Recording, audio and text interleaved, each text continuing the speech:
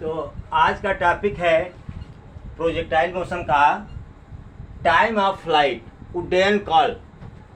Time taken by projectile from point of projection to reach the surface is called time of flight. It depends upon initial velocity and angle of projection. इसका हिंदी है प्रक्षेप्य को, projectile माने प्रक्षेप्य, फेंकी जाने वाली वस्तु, प्रक्षेप्य को प्रक्षेपण बिंदु से, पॉइंट ऑफ प्रोजेक्शन मतलब प्रक्षेपण बिंदु, प्रक्षेप्य को प्रक्षेपण बिंदु से सतह तक पहुंचने में लगा समय उड्डयन काल कहलाता है.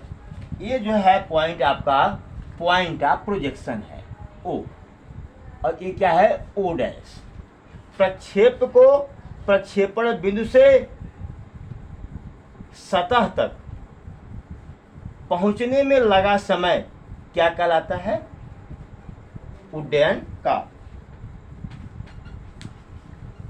It depends upon initial velocity and angle of projection. उड्डयन काल प्रारंभिक वेग और प्रक्षेपण कोण पर निर्भर करता है. Let an object is thrown with initial velocity u making an angle theta from horizontal. माना किसी वस्तु को प्रारंभिक वेग u से तथा क्षैतिज से थीटा कोण बनाते हुए फेंका जाता है. And its vertical velocity become zero at point B. इस पॉइंट पर, पॉइंट बी पर इसका ऊर्ध्वाधर वेग शून्य हो जाता है. यानी इसमें केवल ये इनिशियल हॉरिजॉन्टल वेलोसिटी तो है, लेकिन जो इसका वर्टिकल वेलोसिटी है वी वाई, ये क्या है? जीरो है. अगर जीरो ना होता तो यह ऑब्जेक्ट इससे भी ऊपर जाता, इससे भी ऊपर जाता. इसका मतलब ये जो हाइट है ये मैक्सिमम हाइट है. क्या है? मैक्सिमम हाइट है, क्योंकि बस इससे ऊपर नहीं जा रही है. जाएगी भी कैसे जब इसका ऊर्ध्वाधर वेग क्या है? शून्य है. और आपको बताया गया था कि क्षैतिज वेग हमेशा क्या रहता है? नियत रहता है. चलिए, तो इस पॉइंट पर गति का फर्स्ट इक्वेशन लगाते हैं. प्रथम समीकरण वी वाई बराबर, अच्छा एक बात और पहले सुनो. फिर मान लो let it takes time t to reach the point B. Point B तक पहुंचने में इसको यहाँ से let it takes time t to reach the point B. माना इसे बिंदु B तक पहुंचने में लगा समय t है. ठीक है, यहाँ से यहाँ तक जाने में लगा समय t है. ओके, अब बताओ वी वाई बराबर you y plus minus ji t. G t क्यों कह रहा हूं बेटा? जी टी क्यों कह रहा हूं? जी टी माइनस जी क्यों कह रहा हूं? माइनस जी इसलिए कह रहा हूं कि जी हमेशा नीचे की तरफ वर्क करता है और ऑब्जेक्ट बी तक कहाँ जा रहा है? ऊपर तक. यानी u ऊपर की तरफ है और g नीचे की तरफ है. अगर मैंने इसको पॉजिटिव लिया तो इसको नेगेटिव लेना पड़ेगा. और पॉइंट B पर ये कितना है? जीरो बराबर you Y minus ji T. यानी G T is equal to what? U Y. T is equal to what? U Y upon G. अच्छा, बताया गया था कि इसके दो कंपोनेंट्स होते हैं, यू एक्स बराबर यू कॉस थीटा, और ये जो यू वाई है यू वाई बराबर यू साइन थीटा.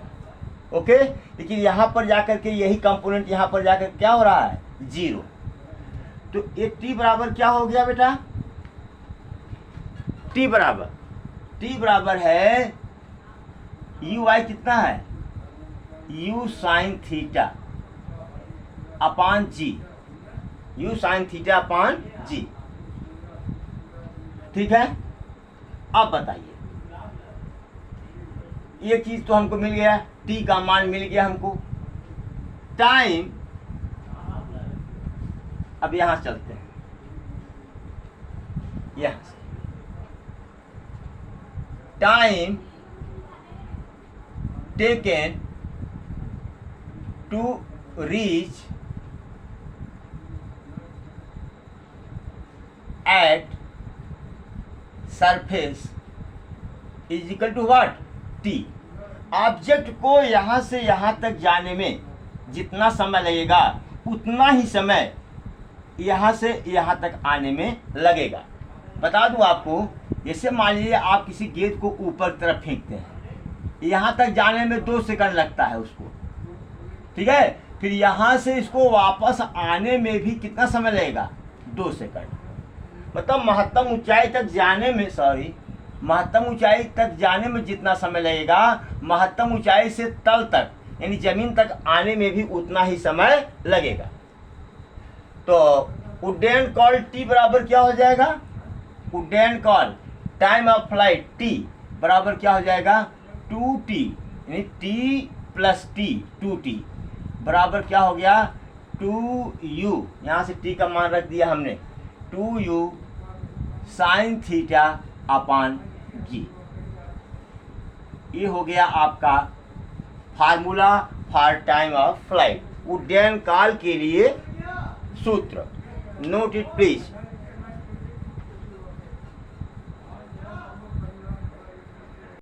शायद पूरा दिख नहीं रहा था, इसलिए कैमरे को हमने सीधा किया है, नोट कर लें प्लीज। चलो बेटा, इसी में आते हैं हम मैक्सिमम हाइट, महत्तम ऊंचाई, इसको कैपिटल एस से रिप्रेजेंट करते हैं। करा है कि height of projectile from the surface to that point where vertical velocity is 0 is called maximum height.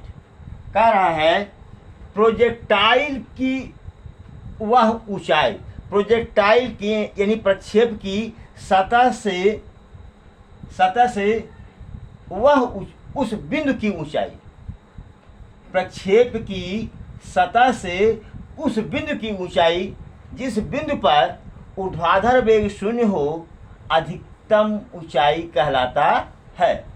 फिर से सुनिए, प्रक्षेप की सतह से उस बिंदु तक की ऊंचाई जिस बिंदु पर ऊर्ध्वाधर वेग 0 होता है, महत्तम ऊंचाई कहलाता है। वही बात आइए यहाँ, let an object is thrown with initial velocity u making an angle theta from the horizontal, उसमें गलती हो गया था पहले वाले में, its vertical velocity becomes 0 at point B. Same वही फिगर है टाइम ऑफ फ्लाइट का। माना कोई वस्तु प्रारंभिक वेग u से क्षैतिज से थीटा कोण बनाते हुए फेंका जाता है और बिंदु B पर इसका ऊर्ध्वाधर वेग क्या होता है? 0 होता है।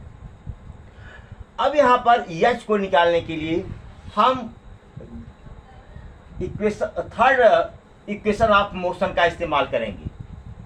vy का स्क्वायर बराबर y का स्क्वायर प्लस 2 माइनस जी एच।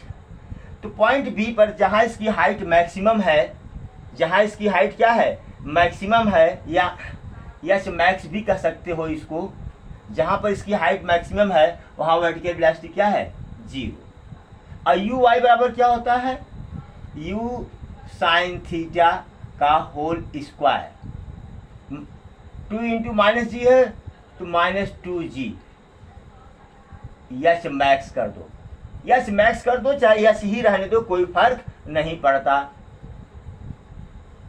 ठीक है, 0 बराबर u square sine square theta minus 2g max. इसको इधर ले आओ, 2g मैक्स बराबर u square sine square theta. H max is equal to what? U square sine square theta upon 2g। ये formula आपका बनकर तैयार हो गया।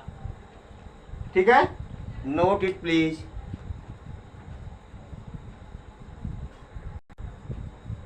नोट कर लें इसको, वीडियो को पॉज करें और नोट करें।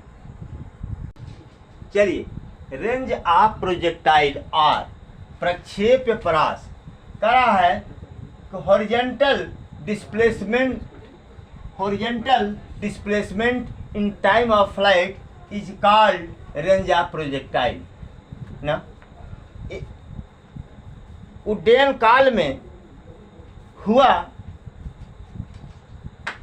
क्षैतिज विस्थापन प्रक्षेप्य परास कहलाता है। ठीक है, तो आर बराबर क्या होगा? क्या होगा? हॉरिजॉन्टल वेलोसिटी, देखो बुक में पाओगे नहीं इसको, into time of flight. Horizontal velocity क्या है बेटा? u cos थीटा, और टाइम ऑफ फ्लाइट क्या है?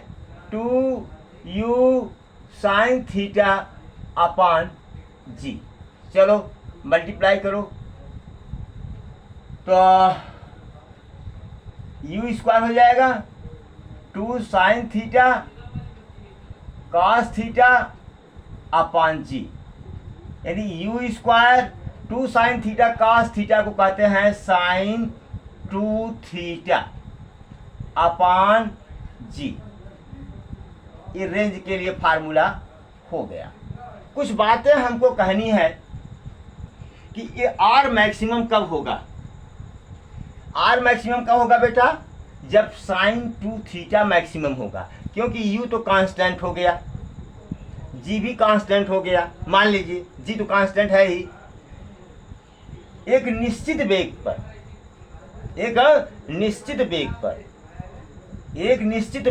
एक निश्चित वेलोसिटी पर या एक निश्चित वेलोसिटी के लिए आर का मान किस पर निर्भर करता है? साइन 2 थीटा पर। जैसे ध्यान दो, कुछ लोग जो है कूड़ी कूदते हैं। एक व्यक्ति यहाँ कूड़ी कूदा, यहाँ से ये पहुंच करके गया, यहाँ गिर गया। ठीक है, यहाँ आग खड़ा हुआ। मान लीजिए इसका यू था कितना? 10 मीटर पर सेकंड। ठीक है, दूसरा व्यक्ति कूदा उसी वेग से, यहाँ आके गिरा इस पॉइंट पर ना। इसका भी क्या था? वेग 10 मीटर पर सेकंड था। दोनों स्थितियों में वेग कितना था? 10 मीटर पर सेकंड। और रेंज देखो, दूसरे का ज़्यादा है, पहले वाले का कम है। तो ये किस चीज़ पर डिपेंड कर रहा है? थीटा पर। किस पर? थीटा पर। ठीक है, तो कहने का मतलब यह है कि फॉर सेम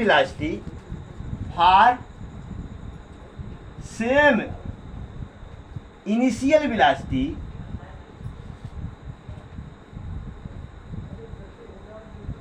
एक ही इनिशियल वेलोसिटी के लिए, एक ही प्रारंभिक वेग के लिए range will be maximum. Range will depend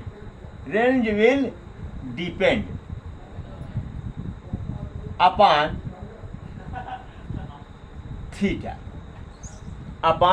theta. अच्छा ठीक है, ये तो क्लियर हो गया। थीटा पर या साइन 2 थीटा कह दीजिए, साइन 2 थीटा। और हम जानते हैं मैक्सिमम वैल्यू, अधिकतम मान, साइन थीटा का अधिकतम मान एक होता है, maximum value of sine 2 theta is equal to 1 और sine 2 theta is equal to what, sine कितने की वैल्यू 1 होती है, 90 डिग्री की, साइन 90 डिग्री, यानी 2 theta is equal to what, 90 degree. Okay, तो theta is equal to what, 90/2 is equal to 45 degree. Okay, इसका कहने का मतलब ये हुआ कि 45 डिग्री पर अगर कोई किसी चीज़ को फेंकता है तो उसका रेंज क्या होगा, अधिकतम होगा, उसका रेंज क्या होगा, अधिकतम होगा। मतलब यहाँ कहा जा सकता है कि R will be at theta is equal to 90 degree, at theta is equal to 90 degree, R will be maximum, R will be maximum ना, सॉरी यार, 45 डिग्री। ओके, यानी आर मैक्स बराबर क्या हो जाएगा, जरा बताओ हमको तो, आर मैक्स बराबर क्या हो जाएगा। अब यहाँ पर अगर हम 45 रखते हैं, ध्यान दो, तो क्या हो जाएगा, you square sign 90/g, theta की जगह पर अगर 45 रख दें तो 2 थीटा है ना, 2 गुणे थीटा है ना, तो 2 गुणे 45 कितना होगा, 90, बराबर क्या हो जाएगा, u²/g। Note it please, pause the video and note it please. कुछ और बताऊंगा इसमें, नोट करिए इसको, 1 2 3 4 5, चलिए।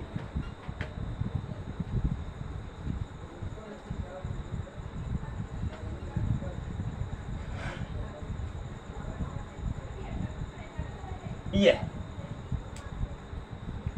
Eight theta and 90 minus theta,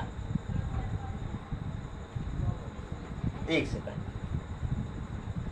eight angle of projection,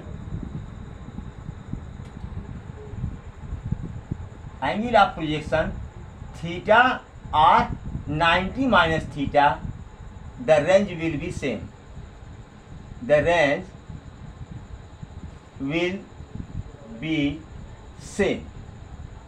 range चाहे थीटा पर प्रोजेक्ट करो, चाहे 90 माइनस थीटा पर प्रोजेक्ट करो, आर का मान एक ही आएगा।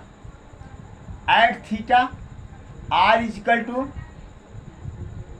You square sine 2 theta upon G. At 90 minus theta degree R dash ले लो, U square sine 2 90 minus theta upon G, बराबर क्या हुआ, यू स्क्वायर साइन 2 का मल्टीप्लाई अंदर करो, 180 माइनस 2 थीटा अपॉन जी, चलो बराबर u square sign 180 minus 2 theta बराबर क्या होगा, साइन 2 थीटा होगा अपॉन जी, बराबर आर, आर डैश बराबर आर। ठीक है, किसी भी ऑब्जेक्ट को चाहे थीटा डिग्री पर फेंको, चाहे 90 माइनस थीटा डिग्री पे फेंको, रेंज क्या होगा, समान। फॉर एग्जाम्पल जरा देखो, जैसे हमने यहाँ से 30 डिग्री पर प्रोजेक्ट किया, इसको 30 डिग्री पर फेंका, तो पता चला कि ये ऑब्जेक्ट यहाँ पर आ गया आर, ये 30 डिग्री है। जब मैंने अब 90 माइनस 30 कितना होगा बेटा, 60 डिग्री होगा। जब हमने इसको 60 डिग्री, सॉरी हाथ कांपता है बेटा मेरा, क्या बताऊं। जब मैंने इसको 60 डिग्री पर प्रोजेक्ट किया तब क्या हुआ, तब ये गया, यह देखो सेम पॉइंट पर गया। जब ये 60 पे फेंका तब, मतलब चाहे 30 पे फेंको, चाहे 90 माइनस 30 बराबर 60 पर फेंको, रेंज क्या होगा, सेम होगा। ठीक है। अब यहाँ एक बात नोट करने की है, ध्यान से देखना। इफ पॉइंट ऑफ प्रोजेक्शन, प्रक्षेपण बिंदु, point of projection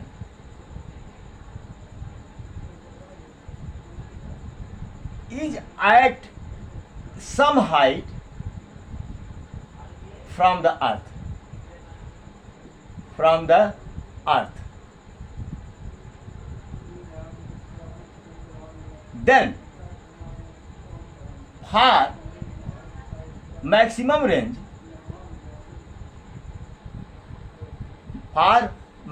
range, theta should be slightly, बहुत थोड़ा सा, स्लाइटली लेस देन 45 डिग्री। कह रहा है अगर प्रक्षेपण बिंदु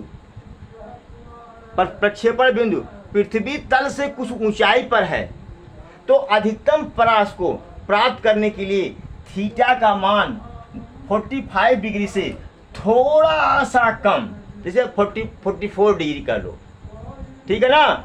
लेकिन कहीं हमको मिला नहीं है कि एग्जैक्ट कितना होगा, कितने हाइट पर एंगुलर प्रोजेक्शन कितना होना चाहिए, ये कहीं हम लिखा नहीं पाए हैं। इतना जरूर पाए हैं कि अगर पृथ्वी, जैसे भाला फेंक है बेटा, भाला फेंक, जब हम भाला फेंकते हैं तो लगभग अपने कंधे के बराबर उसको ले जाते हैं, कंधे के बराबर, तब इसको फेंकते हैं। तो भाला फेंक में हाइट क्या है, पृथ्वी से कुछ ऊंचाई पर है, हमारे कंधे के बराबर है। उस स्थिति में हमारा एंगुलर प्रोजेक्शन, प्रक्षेपण कोण एग्जैक्ट 45 नहीं होना चाहिए, 45 से थोड़ा सा कम, 1 डिग्री कम कर दो, थोड़ा सा कम 2 डिग्री कम कर दो, इतना ही है। लेकिन इसके लिए परफेक्ट कुछ ऐसा हमको नहीं मिला कि पृथ्वी से हाइट इतनी हो तो एंगुलर प्रोजेक्शन इतना होगा, इतनी हो तो एंगुलर प्रोजेक्शन इतना होगा, ऐसा कुछ हम नहीं पाए हैं, इसलिए हम लिखवा भी नहीं रहे हैं। आप इसको नोट करें। बस आज के लिए इतना ही। Thank you so much for watching video.